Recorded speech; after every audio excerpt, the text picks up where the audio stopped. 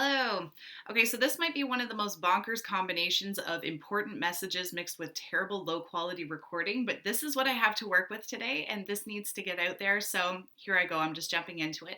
This video is all about how to fix your application management software parameters so that you stop getting bad hires. As a team builder, I cannot tell you how important it is to not remove the human element from the hiring process. And having watched over the last 10 years, especially the proliferation of moving hiring processes to a computer, to a machine, using forms as filters for, is this person worth looking at further? I am the person who gets airdropped in a few years later when the company is completely falling apart. There's incredible tension, toxicity, and so people are going, well, what went wrong? You take a look at what it comes down to. It's culture clashes. You've got personality differences and approaches to things that aren't working, and we can work through that. But I also wear a hat as a first aid instructor, and in the first aid realm, it's all about prevention, which is one of the reasons I love to carry that over to the team building realm as well. It's all about prevention, and in the workplace, preventing workplace toxicity, preventing those horrific soul sucking, energy sucking dynamics that can come about. You're so stressed, you feel sick going to work. That can be prevented, and the prevention point is onboarding. It's when people are hired onto your team. One of the biggest mistakes that gets made that results in workplace toxicity later is that new hires are brought on based on skills. We're trying to find somebody who can do this very specific thing and do it with excellence. Or it's based on knowledge. We need somebody who knows about this specific thing and knows their subject with excellence. How do we find those people? And when a great company puts out a great job offer, and then you have all of these applications come in, all of a sudden, here's this stack. It can seem very overwhelming for the HR department to go through, especially if your HR department is one person. And then we start taking a look at, well, how much is it costing us to go through all of these applications? So the salary for an HR department, all of a sudden, when these application management software pitches come along, we can save you time, we can save you money. It sounds really appealing. And so I understand that entirely and want to also validate the application management software. I don't think it's bad, but I think it is horrendously misused and unintentionally. I'm a huge believer. Good people create complex systems that have unintended negative outcomes. And when it comes to application management software, when these companies come along intending to simplify your life as an employer, what they don't realize is that they're specializing in form building, they're specializing in efficiency systems, which is wonderful and so valuable. But what they're missing is the sociology and the team building element. They are unintentionally massively complicating the system, which is having massive unintended negative outcomes later. So how do we fix all this? How do we use those time and cost saving measures, but without paying for it 100 times over later? Here we go. And you'll just see me looking down because I've got my notes here to make sure that I don't miss anything. These are the practical steps for working with your application management software company to make sure you're getting the most out of their software and having the best long-term experience possible. So the very first thing that we're going to take a look at is making sure that the software is helping you to focus or filter, candidates based on culture first, skills and knowledge second. So what I'm seeing a lot of is that the filtering systems are focused on skills and knowledge, and sometimes that's it. There's nothing about culture, which is massively problematic, or culture is put second. Let's find all the great things that you know and can do, and then we'll ask a couple of questions about culture, when culture is the thing that's going to protect you from toxicity, from horrible customer service experiences, from losing clientele, etc. So how then do you go about prioritizing culture? Here's something that you're going to ensure is included in your forms. Questions that people have to answer. These are required. So the very first thing you're going to do is you're going to identify 3 to 5 words that describe your work culture, your company culture, and boil it down, because when you start getting into, we have 8 words, we have 10 words, I kid you not, they start to lose their meaning.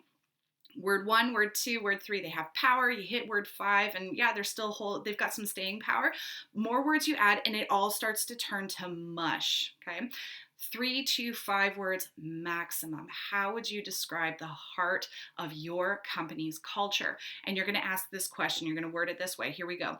Do you want to work for a company that is, and then list those 3 to 5 words? Because the answer is yes or no.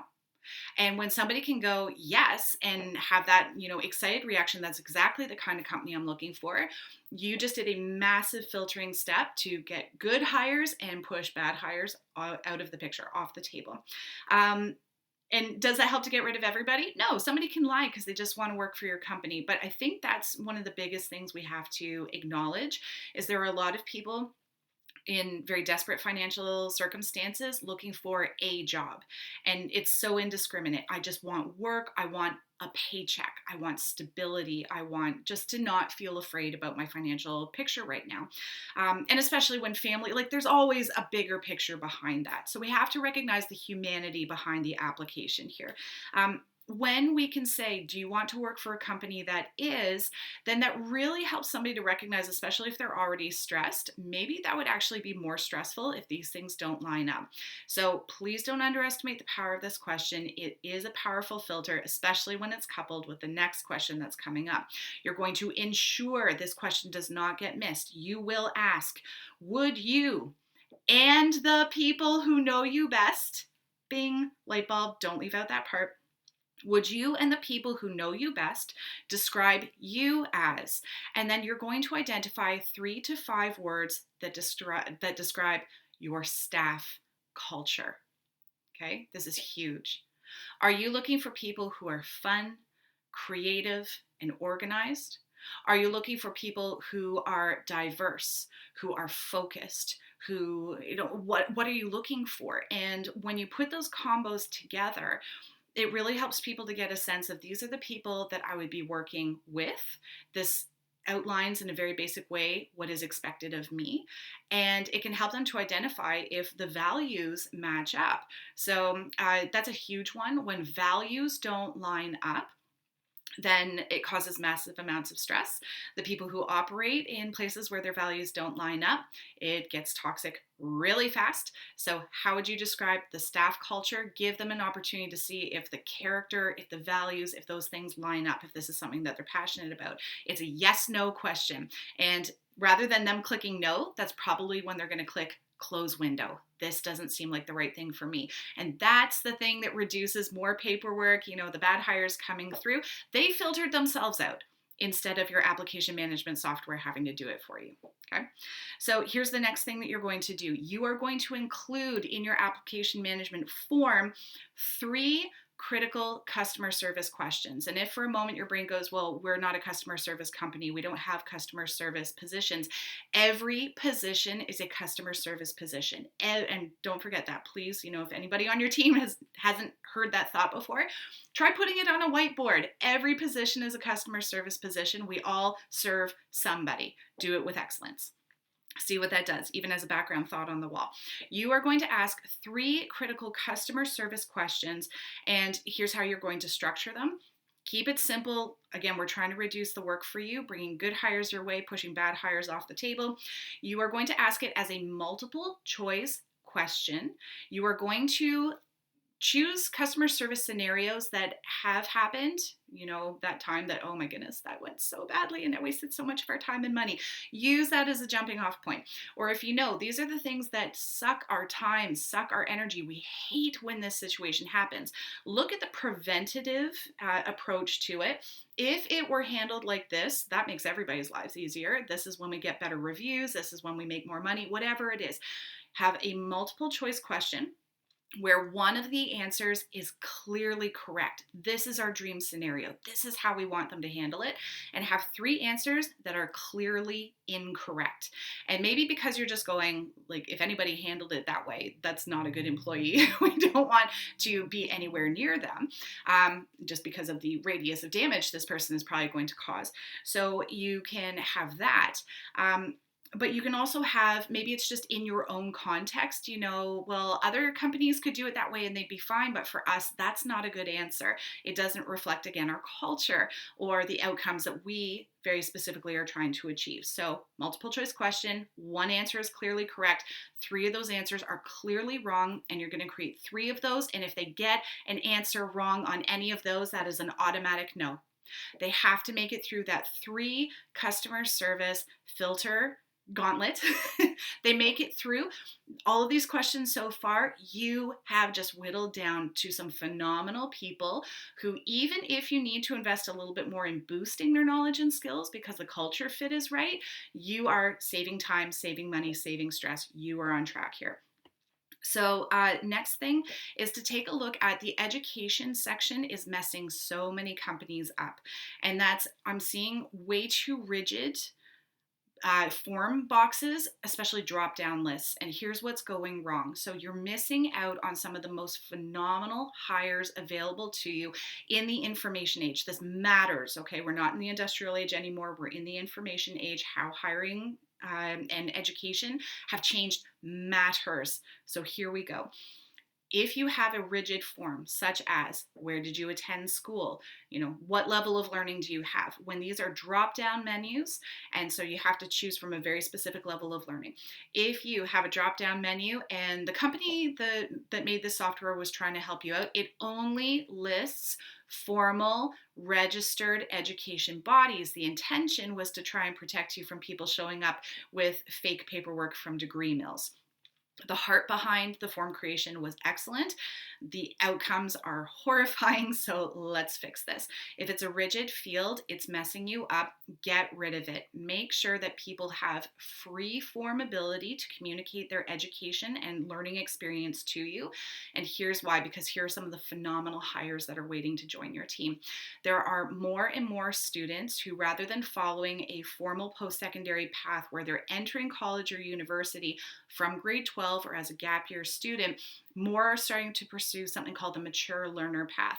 They are pursuing education, experiential hands-on learning out in the world in a paid position. They are recording their learning in self-reporting documents and then returning to the college and university realm with these documents where admissions officers, prestigious colleges, prestigious universities review these self-reporting documents and take a look at how to translate what that person has learned into formal credits with the institution, shortening their time to graduation, lowering tuition. They are still completing a high academic integrity diploma degree, but they're doing it through a different route than is commonly discussed, in which most software, the application management software, is not currently recognizing. So why do you need to know about this? Because those individuals who are approaching you asking for a job, but they're coming to you as an experiential learner, they're trying to complete their post-secondary learning on the job with you, they are showing up asking you, the employer, the question, what would make me most valuable to you? How would you like to get that question more often? What would make me most valuable to you? You've got somebody who wants to know what knowledge, what skills should I be investing in? What kind of, character and values are you looking for me to bring to the table that's going to help build up this team, increase your profits? How can I, like anything and everything under the sun, you've got people showing up. I want to be a part of this company. You have something I want to learn, and I'm asking you, how can I be the most valuable to you that I possibly can be? And that gives you the chance to say, well, you'd be really valuable to us if you were amazing using this program, if you specialized in this. And maybe they're not there yet, but they're going, okay, and they're hopping into it and they're pouring themselves into high academic integrity learning and excellence, specializing in the things that you said matter. But you are not going to get these candidates if your application management software has such rigid education specifications that essentially they can't get through. You can sort of picture, here's your amazing company and here's this team, and you want to bring the people in, but there are robot guards and these phenomenal hires can't get past the robots. You didn't even know that they existed. You had no idea that these phenomenal people were interested in joining your team because the software got in the way. So please, please, please talk to your application management software company. Make sure that you are making use of the tools that I've shared here in this video and work with them closely. Find out how many candidates are actually turning themselves away, how many people is the software itself turning away, and at what point are people stepping out of the process. If they're stepping out during a culture question, that's a great sign that the software is doing exactly what you wanted it to do. But if they are stepping out at the education point, it's the software. There's a big problem. There's a robotic gatekeeper. It needs to be fixed. If you have any other questions about how you can be using application management software to build your team and make it phenomenal for the long term without any toxicity blowing up in your face later, ask questions in the comments, please. And please be sure to like this video, subscribe to the channel to get more helpful content like this. And I just hope you have a phenomenal day. So just along with that, before I go, how to get a hold of me. If you have toxicity issues, get in touch with me. Go to my website, opendoordevelopment.ca, and you can find the email there, and let me know what's going on, and I can give you some thoughts, share some tools with you. We can take a look at how a team building program could help you out, or what other training might be beneficial. And just, my goodness, this is a place to share your thoughts, ask your questions, and I love interacting with you here through this platform too. So have a phenomenal day. I'm wishing you all the best.